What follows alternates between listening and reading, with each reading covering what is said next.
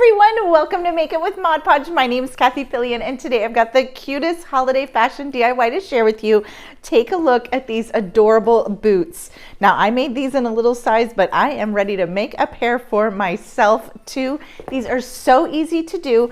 You're gonna grab some of your favorite holiday fabric. Look for prints where you can cut out the motif, like how these little snowmen are. And for that, I'm going to attach it with Mod Podge fabric, one of my very favorite formulas. And to add that little sparkle there to our little snow cheeks, I am using Mod Podge Sparkle. I'm finishing the whole thing off with some rhinestones and some of this glittery trim. These are too cute for the holiday season. I absolutely love how they turned out. Let's get started with the tutorial. For this project, faux suede or canvas boots are going to work best. I'm using 100% cotton fabric and Fabric Mod Podge. You're going to want sharp scissors in order to cut around your image with detailed precision. You can see here I'm leaving a little border around my design. You're just going to apply the Fabric Mod Podge to the back of the cutout motif and then gently lift it from wax paper. I'm placing it right onto the shoe, and then I'm going to smooth with my finger to make sure it's completely sealed down. If you get any Mod Podge seeping out or a little extra on the shoe, make sure you clean it while it's wet. Then you're just going to start to load up all of the different cutouts onto the shoe. I'm doing them an all over pattern, but you can do whatever kind of pattern you want. And I personally like to have the designs coming off the edge. So I'm trimming away some so it looks like it's an all over pattern. So sometimes on the top edge or around the toe portion or the side portion, I will cut an image in half so that it looks like an all over print. To seal this, you're going to top coat with more Mod Podge fabric. You can see I'm using a small paintbrush for that. All right, now let's attach some of our trim. So you want to attach your trim after you have all your images down.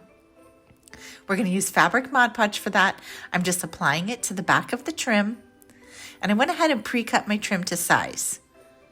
Then I'm just going to place it down, and I'm going to use these small clothespins just to hold that in place while it's drying. Fabric Mod Podge dries fairly quickly, so I left these on for a couple of hours. Go ahead and just clip that down. And I did this same trim across the front portion of the boot also. So you can see I've got all my trim down. It's been a few hours. Go ahead and remove those, and look how cute that turns out.